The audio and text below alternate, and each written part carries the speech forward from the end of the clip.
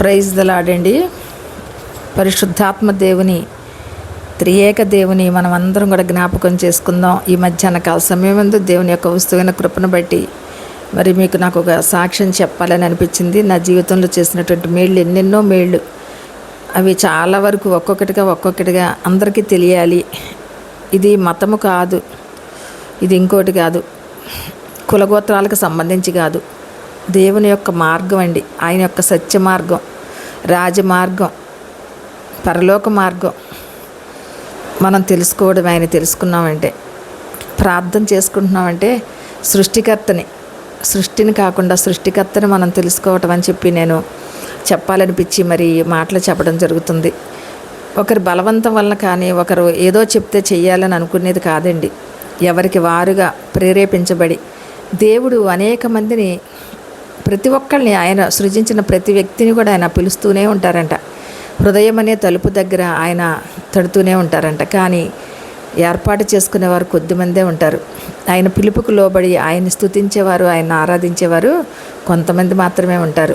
వారిలో మనల్ని కూడా కొంతమందిగా చేర్చుకున్నందుకు వందనాలు చెల్లించుకుంటున్నాను. ఈ దైవ సందేశం, దైవ వాక్కులు విన్నటువంటి వారందరికీ కూడా కుటుంబాల్లో శుభములు, సంతోషములు, సమాధానము, శాంతి కలగాలని నేను దేవుణ్ణి కోరి ప్రార్థిస్తున్నాను. రోజు మేము సాయంత్రం 6 నుంచి 7:30 వరకు ఆల్మైటీ గాడ్స్ ప్రేయర్ టీమ్ అని ఒక కాన్ఫరెన్స్ గ్రూప్ ఉంది మాకు. ఆ గ్రూపులో ప్రార్థన చేస్తూ ఉంటాం. అనేక మంది కొరకు, ప్రపంచం కొరకు చేస్తాం. మరి లోకంలో జరుగుతున్నటువంటి ఈ గలిబిలి చూస్తే చాలా భయంకరంగా ఉంటుందండి. బయటికి వెళ్తే ఇంటికి వస్తామో రామో తిరిగి అనేటటువంటి సందేహంతో ఉండేటటువంటి వారు ఉన్నారు. ఎంతోమంది హ్యాపీగా ఇంటికి చేరతామనుకున్నారు. ట్రైన్స్ ఎక్కుతారు, బస్సులు ఎక్కుతారు, హెలికాప్టర్లు ఎక్కుతారు, ఏరోప్లేన్స్ ఎక్కుతారు, వారి కార్లు, సొంత కార్లు వేసుకొని ప్రయాణాలు చేస్తారు, బైక్స్ మీద వెళ్తూ ఉంటారు. వారు చేరవలసిన గమ్యానికి మేము చేరుకుంటాం అనే సంతోషంతో, ఆనందంతో బయలుదేరతారు. కానీ ఆ గమ్యం చేరాలంటే, వారు అనుకున్న దగ్గరికి వెళ్ళాలంటే ఏం కావాలంటే దేవుని దయ కావాలండి. అలాగే దేవుడు మనకిచ్చిన ఈ ఆత్మని మనం నశింప చేసుకోకుండా, ఈ ఆత్మని మనం ఎక్కడికి వెళ్ళాలి, ఈ ఆత్మని మనం శరీరం, ప్రాణాత్మ దేహాలను ఇచ్చినటువంటి దేవుడండి.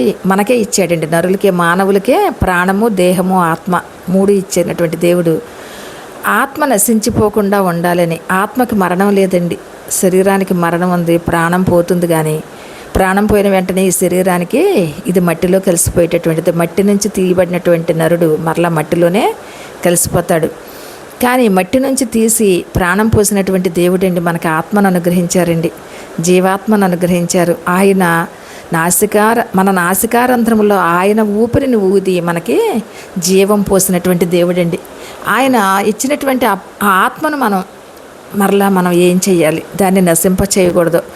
పాతాళానికి కనుక మనం వెళ్తేనంటండి, అక్కడ అగ్ని ఆరదు, పురుగు చావదు. అటువంటి స్థితిలో మనం ఉంటాం. ఆ స్థితిని మనం ఎప్పుడు కూడా భరించలేనటువంటిది. చిన్నగా కాలి గాయమైతేనే మనం తట్టుకోలేమండి, భయంకరంగా బాధపడతాం. అలాంటిది అగ్ని ఆరకుండా, పురుగు చావకుండా అంటే ఆత్మలు అలాగ అందులోనే పడి కొట్టుకొని మరి విలాపిస్తూ ఉంటాయంటండి.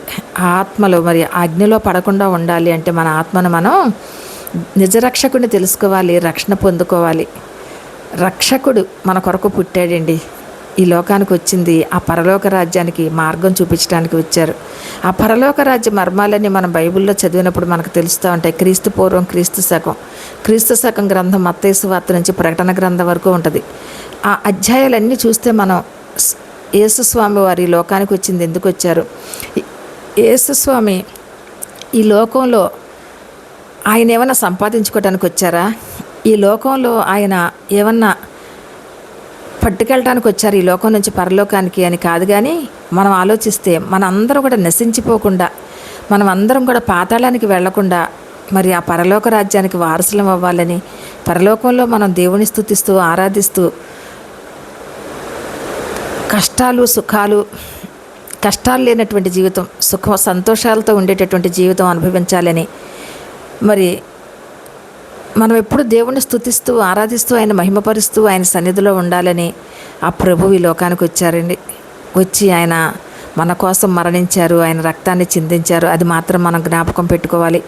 ఆయన ఇచ్చినటువంటి ఆత్మను మనం వెలిగించుకునే వారంగా ఉండాలి. అది ఆరిపోజేసుకోకుండా ఉండాలి.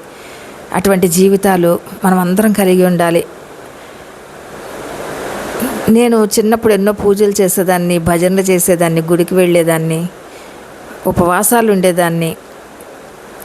అన్నవరం సత్యనారాయణ స్వామి గుడి అని, తిరుపతి వెంకటేశ్వర స్వామి గుడి, కాళహస్తి, మరి చూడని ఆలయాలు అంటూ లేవండి. చాలా ఆలయాల్లో నేను చూశాను.